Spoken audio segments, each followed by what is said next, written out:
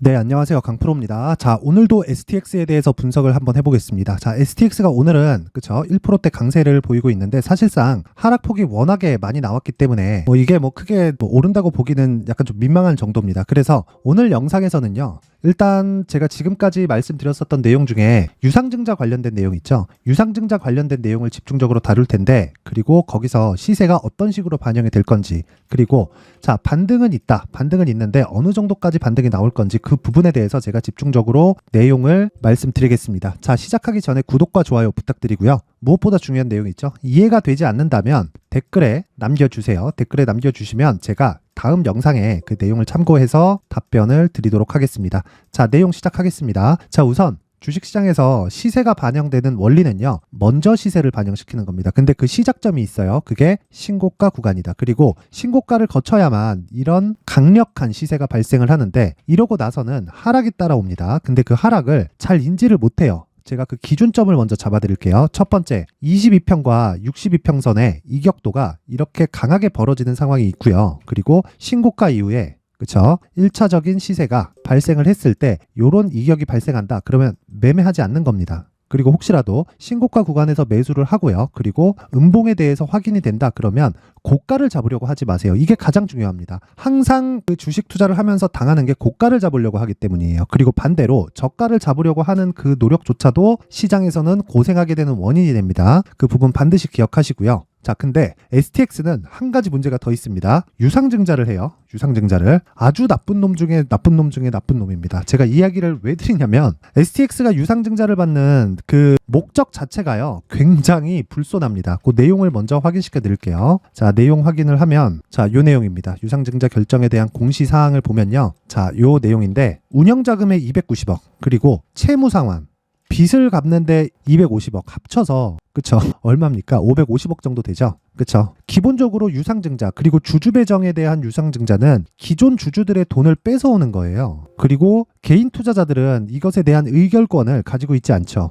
자, 누가 결정한 건지 한번 볼게요. 자, APC 머큐리. 여기서 결정을 한 겁니다. 왜? 46%의 지분을 갖고 있거든요. 아주 나쁜 짓을 한 겁니다. 그런데 어쩔 수 없다. 그렇죠? 어쩔 수 없습니다. 그래서 우리는 살아날 수 있는 방법을 모색을 해야 돼요. 자, 첫 번째, 유상증자에 참여하지 않는다. 자, 그러면 지금 보유하고 계신 분들은 신주 인수권이 들어올 거예요. 신주 인수권을 매도하세요. 매도. 내가 증자에 참여하려면 신주 인수권과 함께 그쵸? 금액을 납입을 해야 됩니다. 납입을 했을 때 그게 STX의 주식으로 받아요. 근데 STX의 주식 가치는 사실상 없어요. 물론 내용 자체는요, 운영을 정상화시키면서 그쵸? 미래에 대한 투자를 하겠다, 요렇게 이야기를 했는데, 그러면 미래의 투자에 대한 구체적인 내용이 나와야 돼요. 그 구체적인 내용은요, 운영자금과 채무상환자금이 아닙니다. 그럼 운영자금을 통해서 구체적인 어떠한 내용을 공개를 했어야 되는데 그 내용 자체가 나오지 않았다. 그쵸? 그러면 자, 이렇게 주가가 떨어지고 있었던 이 시점부터 먼저 반영한 요 구간까지이기도 하지만, 이 구간에서 정확하게 추가적으로 하락한 부분이 있죠. 2만 원에서 그쵸? 12,000원. 대략 한 10,000원 정도 되는 요 정도까지는요, 증자에 대해서 하락을 한 겁니다. 근데 여기서 참여를 한다? 만약에 이게 미래 가치가 그냥 눈에 보이는 기업이다. 그쵸? 이런 재무 상황이 아니라 미래 가치가 눈에 보이는 기업이면요, 제가 이렇게 말씀 안 드려요. 증자 참여해서 일단 받자. 그렇게 이야기를 드렸을 텐데, 요거는 굳이 증자를 참여하지 않아도 그쵸? 유상증자에 준하는 우리가 그 가격에 대해서 매수할 수 있습니다. 그쵸? 그 내용에 대해서 이야기를 드리는 거고, 첫 번째 중요한 점은 무조건 증자 참여하지 말고 신주인수권은 매도한다. 그리고 나서 그 돈 더하기, 그쵸? 추가적으로 반등할 때 매수할 수 있는 자금을 마련해서, 그쵸? 반등할 수 있는 최고치를 잡는다. 그 최고치는 62평입니다. 그리고 보세요. 62평에 대해서 계산하는 법은 앞으로 한 달 반 동안은 반등은 없다. 안타깝게도 그렇습니다. 그래서 한 달 반 동안은 반등은 없고, 우리가 이 구간에서 파악을 해야 되는 건 이 고가에 대한 62평의 평균치가 언제 떨어지는지. 만약에 한 달 반 26거래일 요 일자를 기준해서 우리가 뭘 봐야 되냐면요, 반등이 나왔을 때는 62평을 기준해서 매도하는 겁니다. 근데 디테일하게 우리가 매도 구간을 잡는 방법은 분봉으로 체크를 해야 되는데, 그 분봉에 대한 부분이 요 내용입니다. STX의 가격과 단기 보유 전략이다. 그쵸? 자, 이 얘기를 왜 드리냐면, 매수하는 첫 번째 구간이 필요한 게, 자, 신고가를 만들고 추가 상승이 나왔었던 이 구간은 미래에 대한 프리미엄을 먼저 반영시킨 건데, 그 안에는 여기 분할에 대한 내용도 포함되어 있습니다. 그쵸? STX는 상황이 좋지 않으니까 이 중에서 돈 되는 기업들을 하나씩 떼내기 시작한 겁니다. 떼내기 시작하는 그 과정에서 기존의 주주들은 그쵸? 당연히 손해를 볼 수밖에 없어요. 근데 떼내기 전까지는 그런 것에 대한 기대감이 작용해서 주가가 올라갈 수 있다. 여기서 만약에 내가 이 구간이나 급락했다 그래서 내가 매수한다면 단 한 가지만 기억하세요. 그쵸? 지금은 매도의 이유가 이제 없다. 그러니까 손절에 대한 이유가 이제 없는 겁니다. 그래서 지금 이야기를 드리는 건 철저하게 내가 어느 정도의 매수에서 단기 2주 안에 내가 빠져나올 수 있는 가격대를 찾는 게 중요합니다. 요 내용 반드시 기억하시고요. 그리고 요 내용에 대해서 기억했을 때 앞이 나올 수 있을 거예요. 근데 그 앞에 기준이 되는 건 신주 인수권 있죠. 요건 무조건 매각한다. 그리고 증자 참여하지 않는다. 정말 우리 피 같은 돈을 STX에서 이렇게 뭐 운영자금하고 그리고 빚을 갚는데 자금을 조달하는 거에 대해서 절대 그거 하지 마시고 신주 인수권 매각한 돈 더하기 그쵸? 요것도 가지고 있는 비율에 맞게 나올 겁니다. 그래서 이 권리락 당한 이 구간의 어느 정도까지는 보전이 됩니다. 이걸 매각하는 걸로 인해서. 그래서 이 매각 이후에 전략을 제가 이렇게 준비를 해왔는데 영상에서 이야기를 드리면 너무 긴 이야기가 될 것 같아서 제가 이해할 수 있을 정도로 그리고 가격을 어떻게 잡아야 되고 그리고 단기 보유 전략 2주 안에 나올 수 있는 전략을 어떻게 잡아야 되는지 디테일하게 준비를 했으니까 상단에 있는 전화번호로 숫자 3이라고 문자를 보내주시는 분들에 한해서만 제가 STX의 가격과 단기 보유 전략을 공유해 드리도록 할 테니까 모든 분들이 상단의 번호 확인해서 숫자 3이라고 문자 보내시면 됩니다. 자, 그리고 STX는 앞서서 제가 말씀드렸죠. 매수할 수 있는 구간이 26거래일 안에 나오고요. 그리고 이 내용보다 길어질 수 있고 짧아질 수 있는데 이 기준에서 그렇게 크게 벗어나진 않을 겁니다. 그러면 우리가 기본적으로 한 달에서 한 달 반 정도는 그쵸? 매수 구간으로 잡아야 되는 구간을 우리가 만들어야 되는 거예요. 그쵸? 이런 구간을 내가 만들었다면요. 한 가지 내용만 딱 체크하세요. 매수하고 62평 기준에서 매도하지만 62평은 변화한다. 그리고 변화하는 과정을 디테일하게 내가 체크할 필요가 있는데 그 부분에 대해서 혹시 내가 잘 모르겠다 하시는 분들은 강프로의 무료 소통방으로 들어와서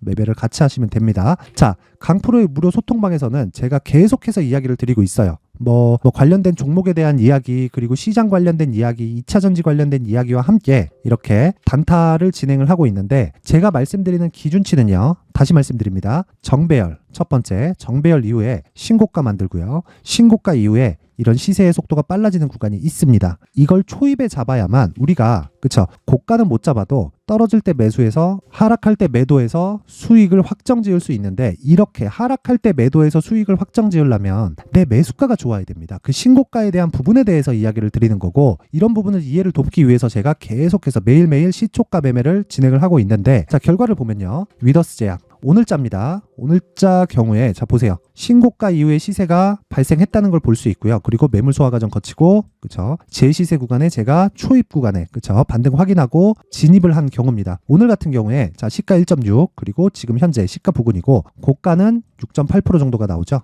자 그러면 고가에서 1%에서 2% 정도 내가 포기한다고 하더라도 충분히 수익 실현이 가능합니다. 뭐 매일매일 뭐 10% 간다 20% 간다 이런 종목 좋습니다. 저도 잡고 싶은데 이런 종목은 매일매일 못 잡아요. 그래서 제가 이야기를 드리는 거고 기본적으로 중요한 건 내가 언제 매수하는지가 중요한데 그 기준이 되는 건 무조건 신고가를 기준해서 매매를 한다. 그렇게 이해하시면 되고 자 신신제약 보겠습니다. 신신제약 같은 경우에도 자 장중에 14%까지 상승이 나오죠. 다시 말씀드립니다. 신고가 간 종목이 이런 시세가 발생할 수 있고 이런 시세가 연결이 되었을 때 즉 단기 보유 전략에서 연결이 되었을 때 최장 3개월까지 강세를 보일 수 있는 그런 시세가 나올 수 있는데 3개월이 제 기준상에는 장기 투자가 됩니다. 이런 부분을 실시간으로 매매를 할 수 있고 이런 걸 계속해서 이어갔을 때 어떻게 한다 그랬죠? 멘탈을 잡을 수 있고 심리를 안정시킬 수 있어요. 주식시장에서 심리는 정말 중요한 내용 중에 하나입니다. 자 그리고 마지막 파마리서치 같은 경우에는 62평을 기준에서 매도해야 됩니다. 아까 전에 STX 기준에서 제가 이야기를 드렸죠. 역배열 구간에서는요. 그쵸 고가가 62평에서 끝납니다. 그리고 62평에 대한 심화 과정은 제가 단기 보유 전략에 상세하게 준비를 해놨으니까 상단의 번호 확인해서 숫자 3이라고 문자 보내시면 되고요. 그리고 내가 이런 내용을 토대로 심리가 안 잡힌다 그쵸 하시는 분들은 오셔서 심리 잡으세요. 제가 멘탈 잡아드리겠습니다. 강프로의 무료 소통방 지금 현재 500분이 참여하고 있는데 여기는 종목을 함께 다루기 때문에 그 종목 관련해서 너무 많은 인원이 들어와 있으면 안 됩니다. 그래서 딱 오늘까지만 제가 참여 인원을 받도록 하겠습니다. 입장 방법은요. 상단의 전화번호로 참여라고 문자를 보내주시는 분들에 한해서만 제가 강프로의 무료 소통방 입장 링크를 공유해 드리도록 할 테니까 모든 분들이 상단의 전화번호 확인해서 참여라고 문자 보내세요. 한 분 한 분 빠짐없이 제가 입장 링크를 공유해 드리도록 하겠습니다. 자, 그리고 다시 한번 말씀드리겠습니다. STX 아직 한 번 남았습니다. 그리고 절대로 유상증자 받지 마시고요. 쟤네들 빚 갚는데 내 돈을 넣지 마세요. 절대로. 그리고 그래도 증자에 준하는 가격에 내가 잡을 수 있습니다. 만약에 거기까지 안 간다면 그 전에 매도 구간 옵니다. 그 구간에 대해서 내가 디테일하게 준비를 해놨으니까 모든 분들이 다 받아가셔서 똑같이 매매하시면 되는 겁니다. 자, 그리고 항상 시청해 주셔서 감사드리고요. 무엇보다 중요한 내용이 있습니다. 이해하고 가는 게 중요하고, 그리고 신고가 이런 부분 이해했을 때 단타 가능하고요. 그리고 단타 부분이 지속됐을 때 멘탈이 안정된다. 이 부분 잊지 마세요. 자, 이제 23년도 다 끝나가지만 매매를 하시면서 스트레스를 받으시는 분들이 있을 수 있습니다. 시장이 항상 그렇긴 하지만 그래도 제 구독자분들과 시청해주시는 분들을 위해서 앞으로 차기 주도주가 될 수 있는 대시세 종목을 준비를 해왔습니다. 단타나 짧은 수익만을 쫓다 보면요, 잦은 손절로 계좌가 망가지는 건 순식간이고요. 그만큼 수익하고는 거리가 멀어지겠죠. 장기간 유지하기가 어렵기 때문입니다. 결과적으로 주식시장에서 돈을 벌기 위해서는요, 어떤 계기를 만들어야 되는데 그 계기는 한 종목에 비중을 실어서요, 수익을 보는 것 말고는 없습니다. 쓸데없이 잦은 매매를 하지 말라는 이야기고요. 그리고 한 종목에 비중을 실을 수 있어야 된다는 겁니다. 그런데 이 비중을 실는 과정에서 성장 산업군에 대한 이해가 필요하다는 겁니다. 이 부분을 반드시 기억을 하셔야 돼요. 자, 이런 성장 산업에 대한 구조와 제가 앞서 말씀드렸던 신고가 그리고 선반영 구조에 대해서 이해를 했을 때 이런 매매를 할 수 있게 됩니다. 2월 7일 강프로의 대시세 종목으로 에코프로 매수가는 17만원 이에서 진행이 됐고요. 그리고 목표가는 50만원부터 자율 매도 구간으로 잡았죠. 예상 수익 범위가 200% 이상으로 되어 있는데 신고가 이후에 선반영 평균치가 200% 이상이기 때문에 그렇습니다. 자, 그런데 에코프로가 2차전지 양극재 기업이죠. 2차전지 양극재는 친환경이라는 범주 안에 속해 있다고 보시면 됩니다. 근데 제가 항상 이야기를 드리죠. 시세는 항상 연결된다고요. 앞으로 나올 대시세 종목도 이런 친환경이라는 성장 산업군에 포함되어 있어야 됩니다. 자, 이런 성장 산업군에 포함되어 있는 걸 확인한다면 이 내용처럼 세 가지의 공통점을 가지고 있습니다. 1년에 많은 종목이 발생하지 않고요. 그리고 세력들의 장기간 매집 구간이 확인돼야 되고, 그리고 상승하기 시작하면 평균적으로 3개월 정도의 상승 구간을 보이기는 하지만 제가 2개월이라고 작성을 해온 건 한 가지 내용 때문입니다. 한 달은 확인하는 과정이 필요하기 때문입니다. 이게 무슨 얘기냐면 성장 산업에 대한 부분, 그리고 이런 공통점, 여기다가 기술적인 내용을 다 포함을 시키더라도 절대적으로 가격이 우선적으로 반영이 되는 것이기 때문입니다. 에코프로도 마찬가지예요. 장기간 하락하면서 최악의 국면을 거쳐왔고요. 이 구간에서 먼저 하락을 했다는 건 앞서 말씀드렸던 내용처럼 고가에 대한 부분이 아니라 저가, 즉 나쁜 부분을 반영한 이후에 신고가를 발생을 시켰다는 건 앞으로 좋을 부분을 반영이 되고 있다는 거죠. 그런데 본격적인 시세는 신고가 이후라고 말씀을 드렸고 지금은 매물 소화 과정을 보내고 있습니다. 앞서 말씀드린 대로 가격 먼저 분석을 끝냈죠. 그리고 나서는 정부 정책의 방향과 맞는지를 체크를 해야 되는 겁니다. 2023년 대시세 종목인 에코프로도요, 정부 정책의 방향에 맞는 종목이라고 볼 수 있겠죠.